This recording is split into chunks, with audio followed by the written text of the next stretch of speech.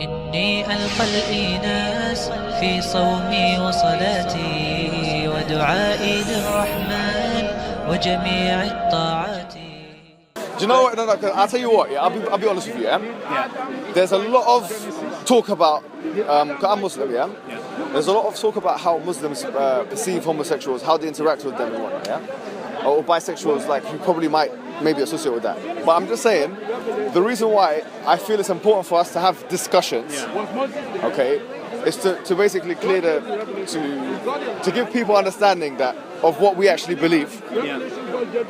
And also so that we can maybe like actually flesh out some key issues. You see what I mean? Because I think the most important thing from both of our perspectives, genuinely, is to understand each other. We might not agree with everything we do, yeah? It's not going to be uniformity. We don't live in a world where we're all going to be the same, but it's about understanding. You understand where I'm coming from, and you understand where you're coming from, right? So where are you coming from? Okay, let me tell you where I'm coming from. First of all, I want to ask you a straightforward question, yeah? So, first of all, let me tell you something before I ask you something. We, as Muslims, there's a principle, there's a maxim in the Quran, which is... Sorry? We'll do another one. There's a maxim in the Quran, yeah, which says, لا يكلف الله نفسا إلا وسعها. So, a soul is not given more than what it can handle, yeah? So if someone has a feeling of homosexuality, so I'm saying like if a Muslim, he feels like, attracted or sexually attracted to the same gender. As Muslims, we say at that point it's not sinful. Because based on that maxim, do you see how that works? Sorry, what was the maxim in English? So the thought of being gay is not sin.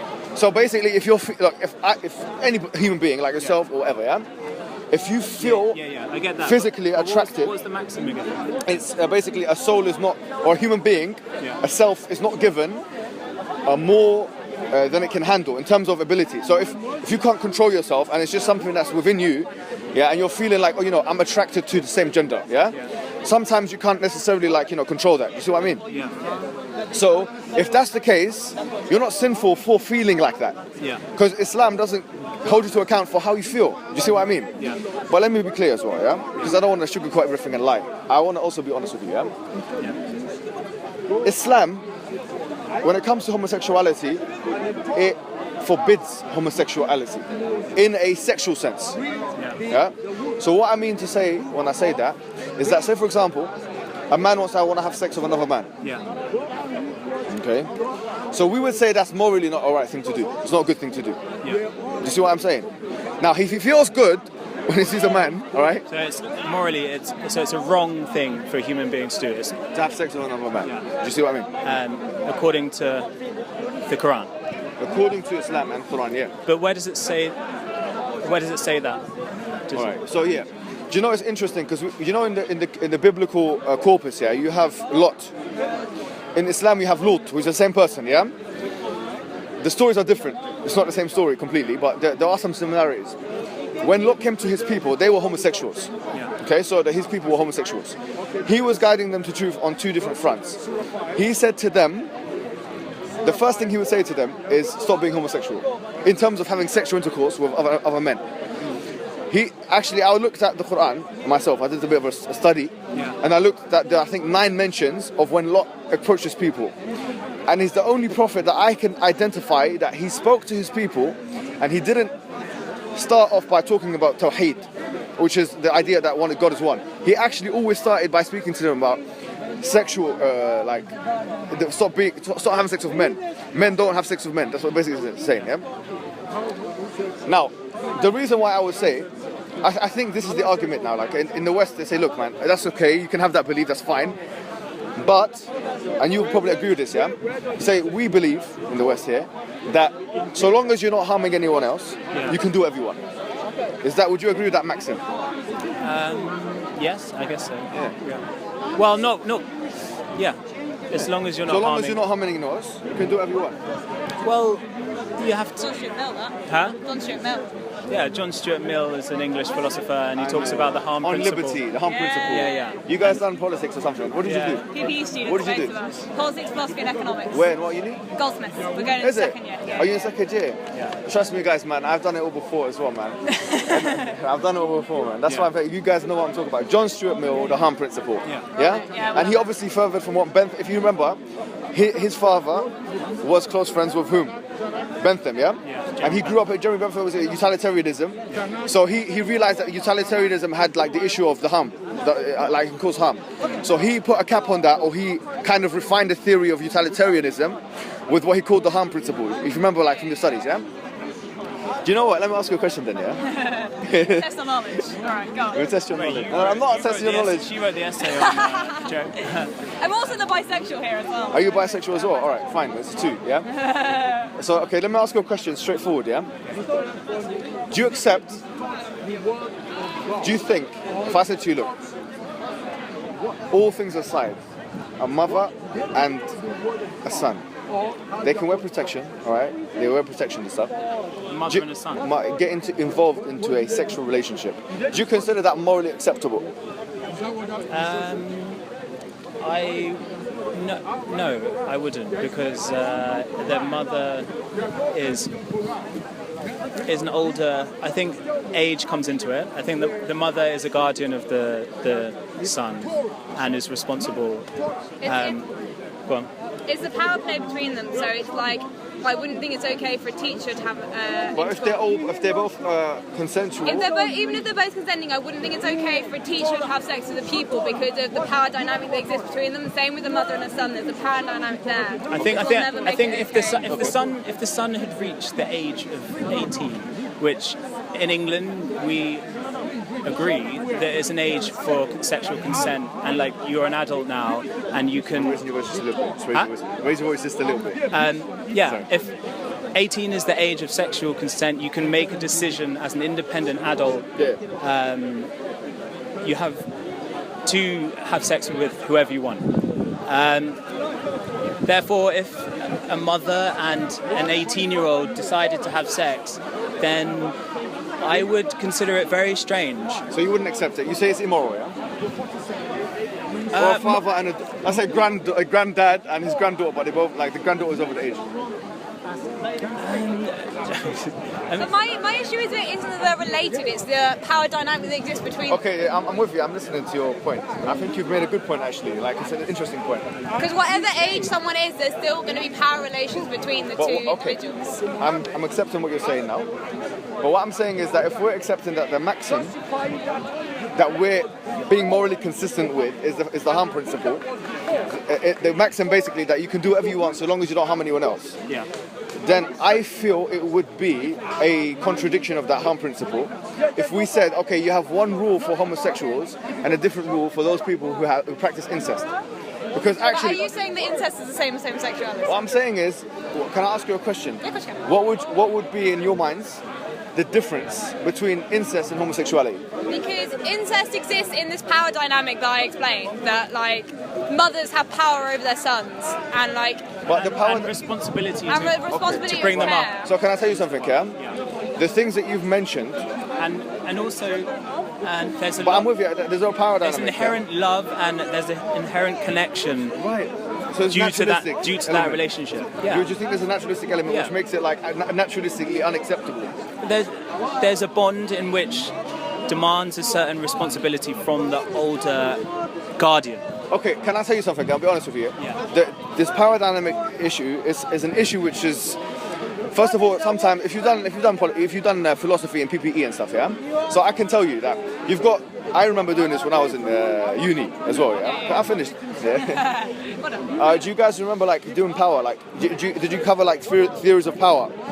Robert Dahl, his conception of power, Backrats and Barretts. Do you know? Have you not done that? All right. So basically, there are different conceptions of power. Yeah.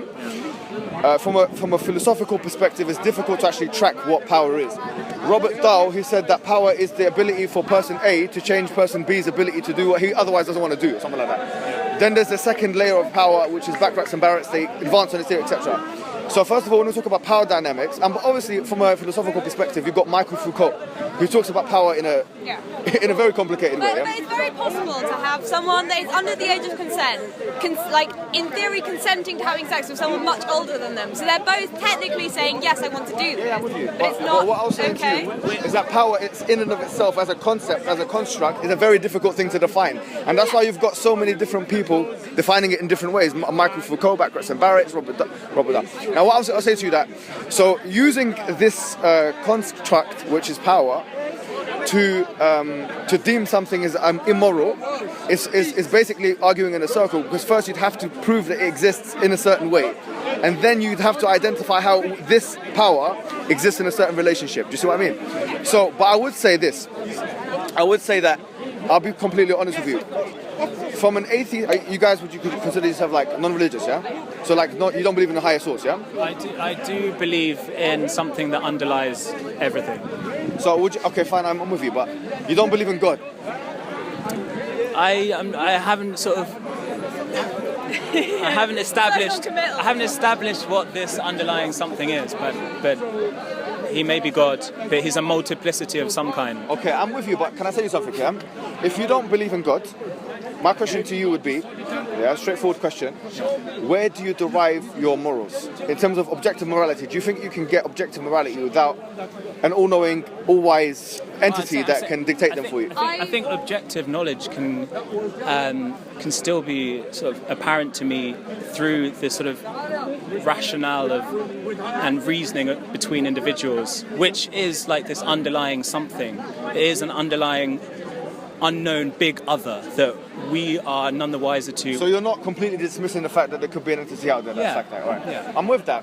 But what I was going to say to you here is, this is my... Just like science bases itself on objective knowledge. Yeah. Well, to be honest with you, the scientific method doesn't do that, because the scientific method itself, it gives you certain knowledge that you can rely on a certain time period, but then that can be falsified later on. Of course, but it's not certain truth though. Yeah, it's not certain truth, but I feel like, in different situations you reason different outcomes to the certain outcomes that you want, right? Yeah. Like if you're under threat, you wouldn't behave in the same way as if you were unthreatened. I'm with you, but what my point to you is, like, have you guys read Nietzsche yet?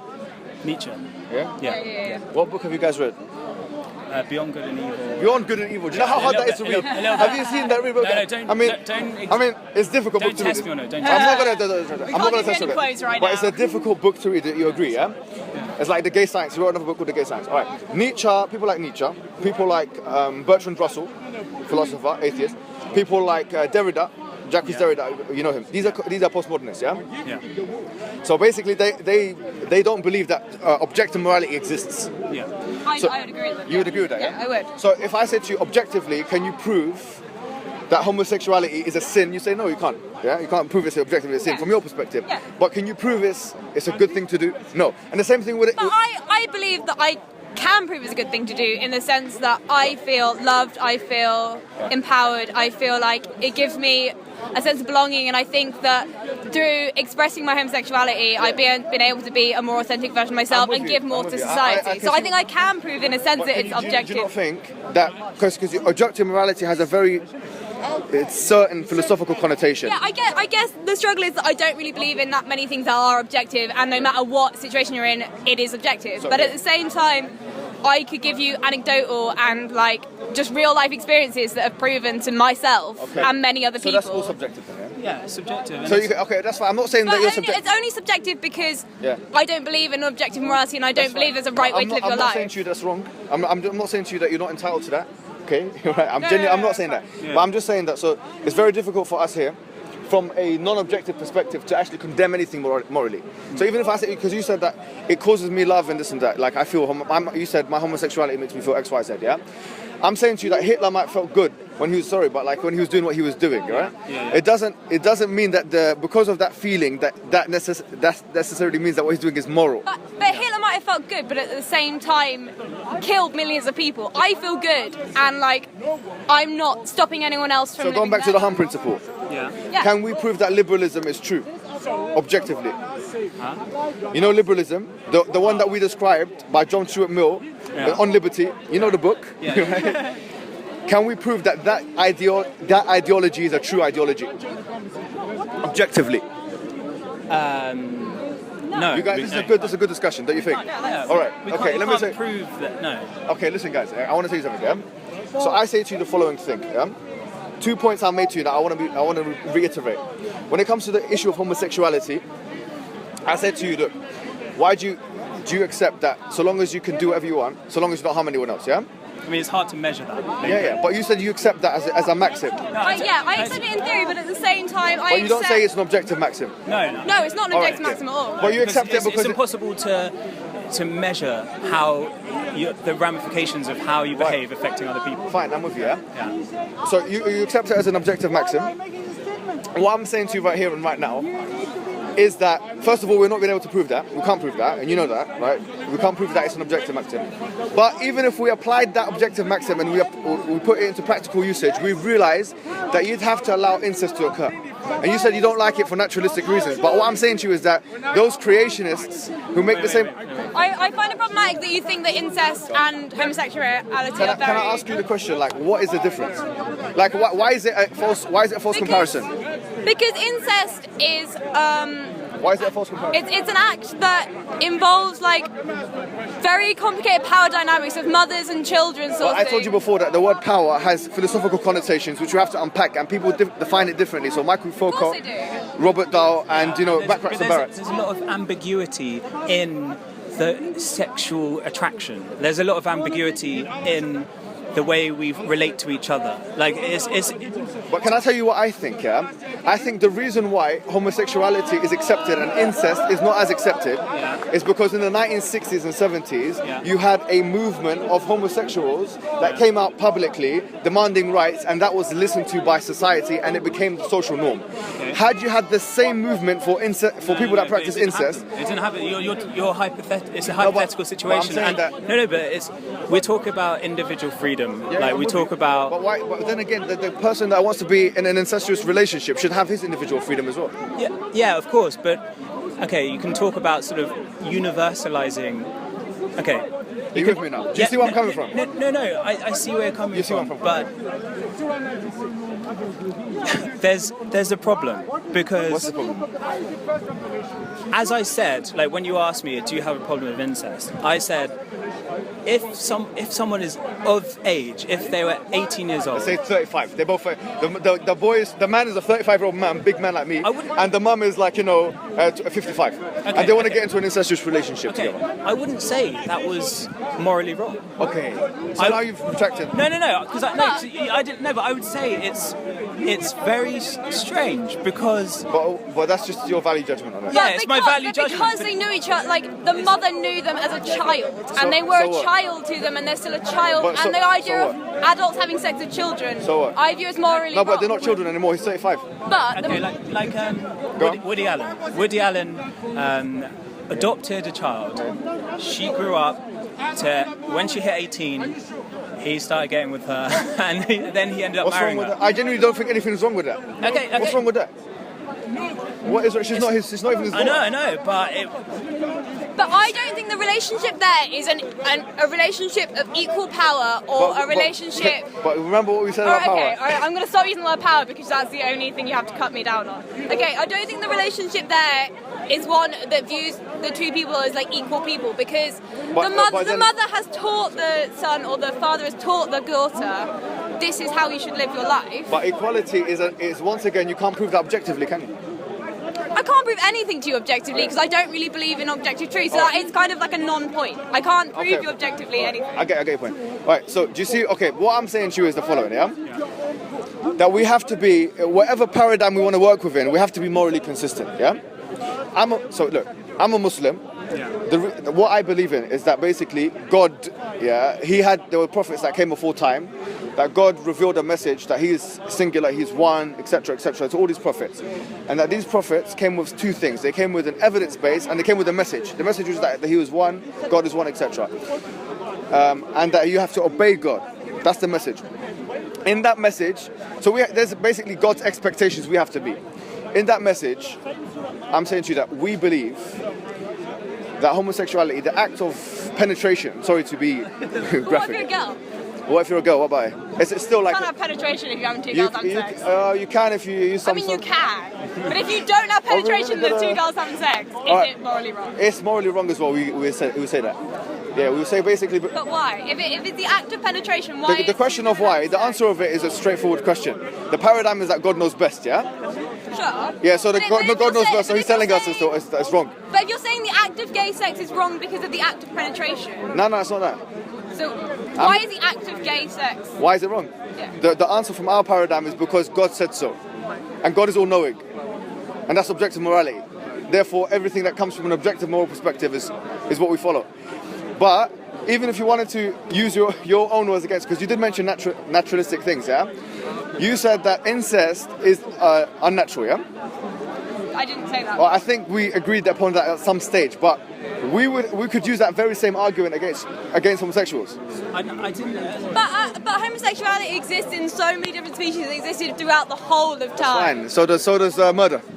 I'm not saying that you're a murderer. I know you're not. I think it's hard to argue that it's unnatural if it exists in like penguins. right. Penguins don't like make moralistic decisions. They make Right. naturalistic So decisions. because they but don't make a exists moralistic still. decision, remember our maxim it's that not- they don't get charged for that. Do you know that the penguin, if he decides to enjoy his another penguin, male one, and it was a male penguin, then he doesn't. But look, I tell you what, yeah, I really respect where you guys are coming from because I feel like No, I you, respect where you're coming from. do you know, like I feel like you've understood my argument. Yeah. So now when you meet, can I tell you one thing? Yeah, I do think that there is some kind of extremism in the Muslim world. I believe that. And I'll tell you, I've done some research, and you'll be shocked at the research I found. There's both extremism and hypocrisy in the Muslim world. What? Calm down over there. No. It's true, yeah. There's extremism But no, exists yeah, in the following way. I Do you know, don't we agree. as Muslims, the number one thing in the Quran, it says the following. Listen to this, yeah. In chapter number 4, verse 48, it says, "Inna Allah la yaghfiru an yushraka bihi." Ali wants to talk to you. Have you guys keys? Okay, wait. No, I don't have it. Give me Sorry. the keys. I don't have his keys. He hasn't got your keys. So it's a different guy. It says, "Inna Allah la yaghfiru an yushraka bihi wa yaghfiru ma duna dhalika liman yasha."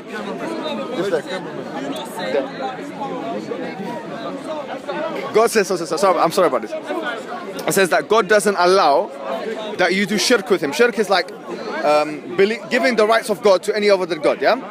That's what shirk is. So saying that God is someone else worthy of worship or something else, yeah? Than God. But he forgives everything else to whoever he wants, yeah? So from that angle, the worst thing for us, the worst sin, the cardinal sin, like in Islam, is shirk. That's number one.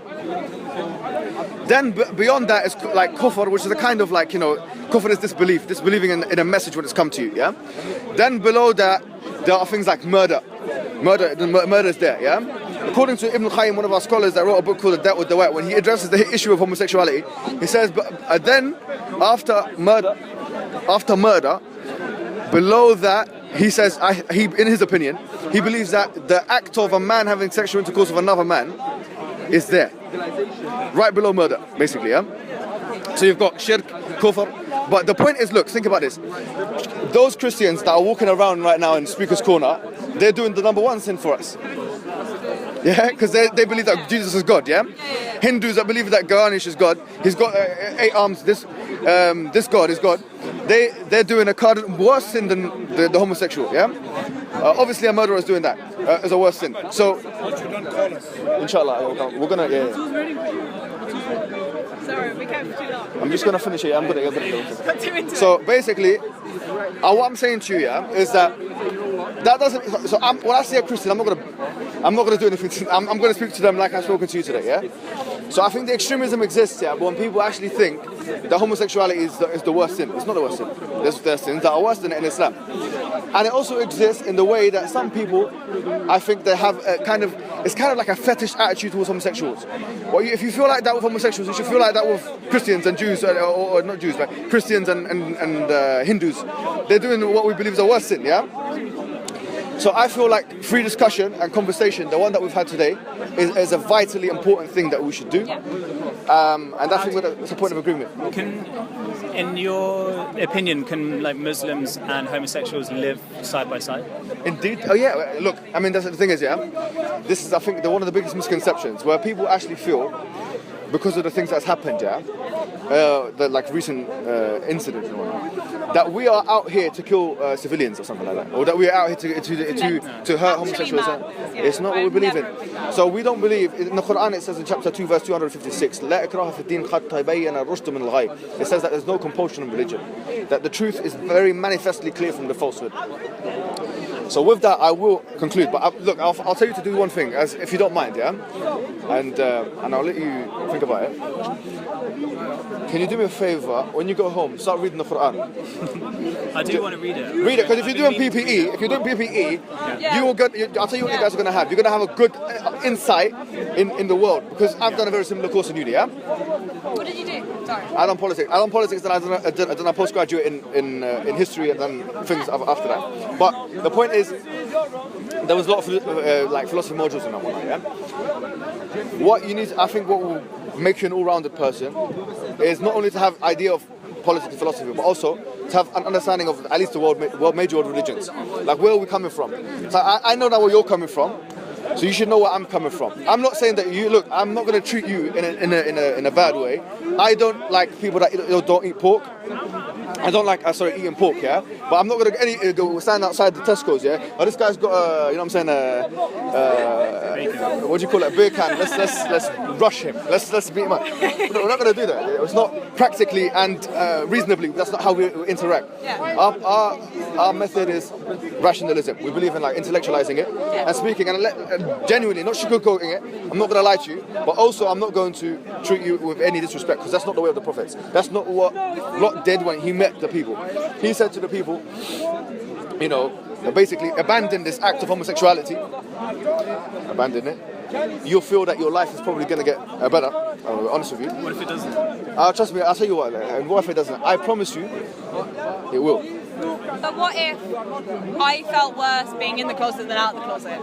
Do you know what? It's not all about how you feel from a sexual perspective. Can I tell you that? But not from a sexual perspective, in a sense of like me as a whole human being. I feel like I'm a more authentic version of myself if I'm honest about my homosexual feelings. Do you know what? You've got to ask yourself a question now. What is the purpose of life?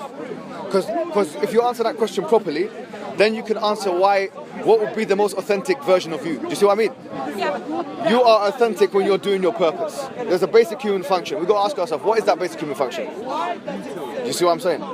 Yeah. Alright. Well, it's been fantastic. I'm going to run now because I've got to pray and go to these guys. Well, thank you so much for everything, yeah? Brilliant. Fantastic, yeah? Thank you very much. Take care.